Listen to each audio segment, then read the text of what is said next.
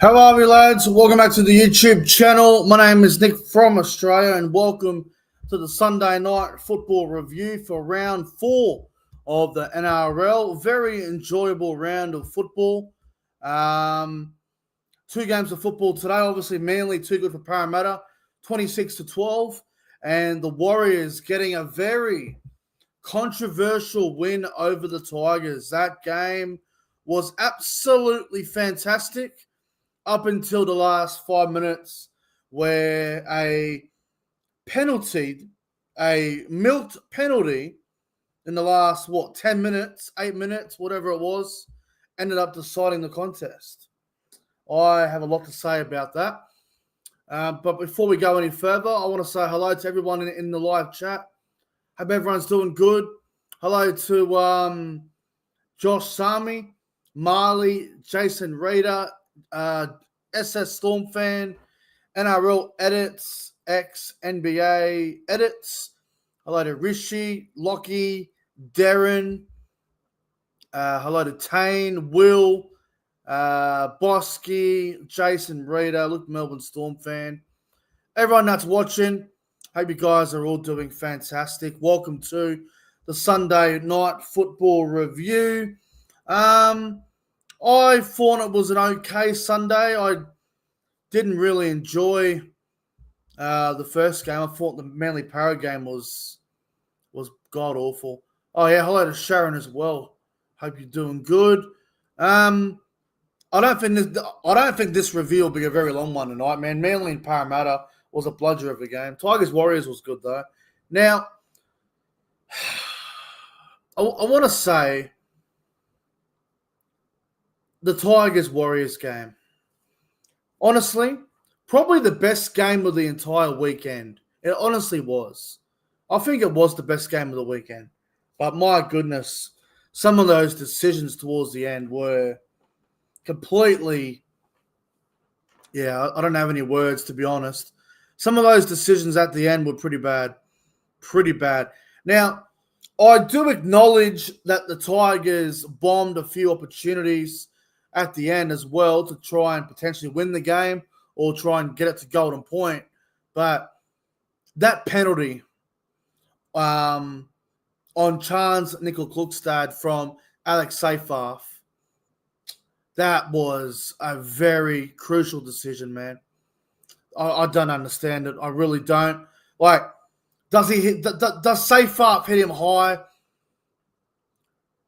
I mean, barely. I think Chance milked it the best he could.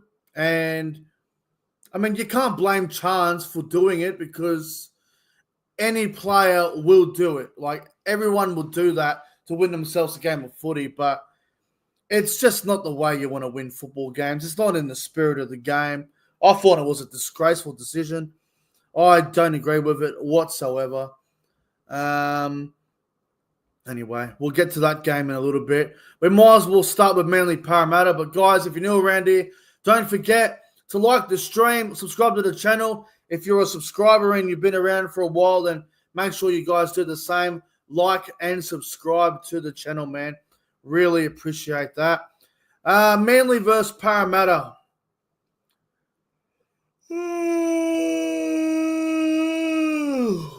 That was my opinion on that game. It was a boring game to watch. And I think it's half Parramatta's fault because Parramatta are dreadful to watch. Like, they are absolutely horrible to watch. They look like shit. They are playing like shit. And some of their players made me really feel sick. Dylan Brown, horrible. You had that Katonga fella in the back row, horrible. The other half, Hawkins, horrible. They had a couple of guys who put in a bit of effort, but they're a mess at the moment, Parramatta. They are in all sorts. I do not know when they'll get their first win. They do play the Dragons Saturday at CommBank, which is going to have a bit of emotion to it. Obviously, Clint Gutherson versus Parramatta, Zach Lomax versus the Dragons. So, and it's at CommBank as well. And if you go back to last year, the Dragons were playing for a final spot. Parramatta beat them like 44-40 or whatever the hell the score was.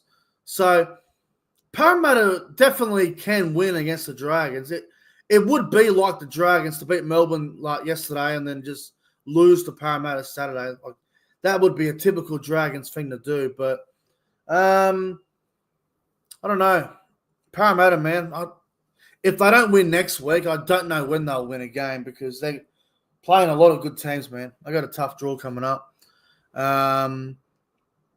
Yeah, obviously the big talking point of this game was obviously Daly Cherry Evans, the emotion.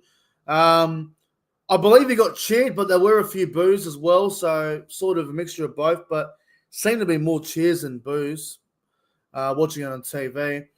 Obviously, the other big talking point from this game was Tom Trbojevic going down with an MCL injury, which could be a bit of a stint on the sidelines for Tom Trbojevic, which is a shame because we know how good of a player he is, but he always has an injury, which is so disappointing, and it must drive Manly fans insane. The amount of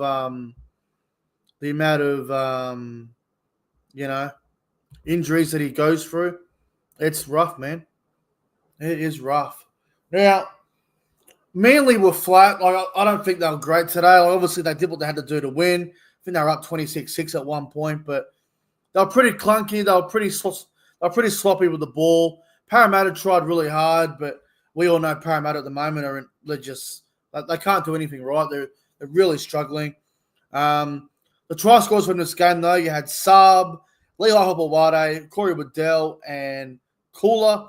And for Parramatta, it was offering Gowie in game 200, and Sean Lane got one at the end. So, yeah, look, Manly, they did what they had to do to win, but it was a really boring game to watch. I did not enjoy watching this game whatsoever. But my player of the game from Manly versus Parramatta, look, I think I'm going to go with I'll probably go with the main man, Daly Cherry Evans. I thought he was good. His kicking game was very solid. And yeah, I thought he was probably the best player on the ground, to be honest. So fair play to Manly. Too good for Parramatta. And the other game, controversial game, Warriors 26, Tigers 24. This game was controversial, man. 26-24 Warriors.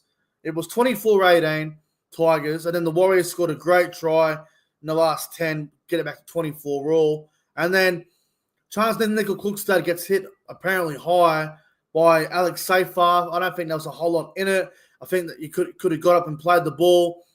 I think if it was bad and Chance left the field for a HIA, then okay, probably a penalty. But the fact of the matter is he milked it for all it was worth. And the bunker looked at it and they said penalty. And yeah, a lot of people are not happy. Social media is fuming about it. A lot of people are not happy about the decision. Now, the Tigers definitely had chances to win. There's no denying that.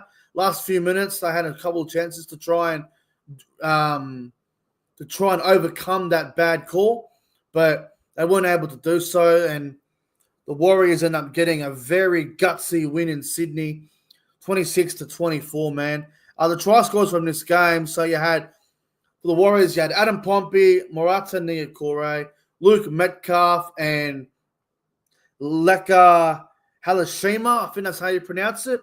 And for the Tigers, you had Fanua Pole, Stafford Toa, Solomona Fatape, and Latu Faunu. So, look, this game was great. Back and forth contest, 12-all at half time, ends up at 24-all with a few minutes to go. Obviously, the penalty goal in the 72nd minute.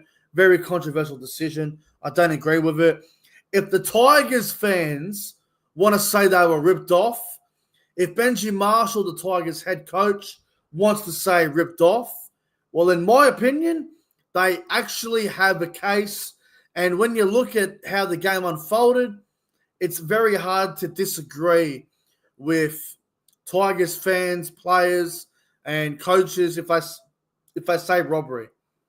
It's hard to disagree with them. They have a fair case. Now, it's not the Warriors' fault. The Warriors were there to win the game, and that's what they did. But I just don't agree with that terrible decision, which, in my opinion, decided the contest. So I haven't said anyone this year has been ripped off in a game of football, but I think this is the one where I'm going to say, for the first time this year, I believe the West Tigers were robbed against the Warriors. So I'm actually doing a list this year of how many games I believe were decided by referee officials that were the wrong call, and this is the first one on the list. So Tigers Warriors round 4 is now on the list. Now I want to talk about some of the great performers in this game, but first things first, Jerome Luai could be in a bit of trouble. He did a shoulder to the head on someone in that game. I can't remember what time of the game it was, but Luai is on report, so he could be suspended. Hopefully not, because the Tigers will need him for next week when they play the Broncos up there at Suncorp Stadium. Obviously, stand-up players like Taruva had a great game, man. I thought Terrell May was outstanding. Fanil Pole was outstanding. I thought Alex Seyfarth had a great game. I thought Sione Fainu and Latu Fainu did a very good job as well. Fatape was very good in the centres. Buller at fullback got through a lot of work as well. For the Warriors, Chance had a good game. Adam Pompey was very solid, man. I thought Luke Metcalf was really good out there for the Warriors. Barnett Fisher-Harris, pretty good, but probably need to do a bit more, in my opinion. Aaron Clark was very good at lock forward, as he always is. Jackson Ford off the bench, very solid performance from him. Edward Cossey played well as well. Also, Bunty Afoa, big Bunty, back in the Warriors 17. He played good off the bench, ran for about 98 to 100 meters, so he was good, man. But controversial game, in my opinion. Warriors get the 2 points. I'll move on to next week, but the Tigers fans, they would be quite pissed off with the refereeing. There's no denying that. My player of the game, I'm actually going to go. Who should I go? Player of the game. I'm actually going to go Aaron Clark. I thought Aaron Clark was very good for the Warriors, so I'll give him player of the game and their 26-24 win over the West Tigers. Anyway, guys, thanks for watching the review. Do not forget to like and subscribe to the channel. I'll be live tomorrow night at some point for another stream. Anyway, until then, guys, enjoy your night. See you then.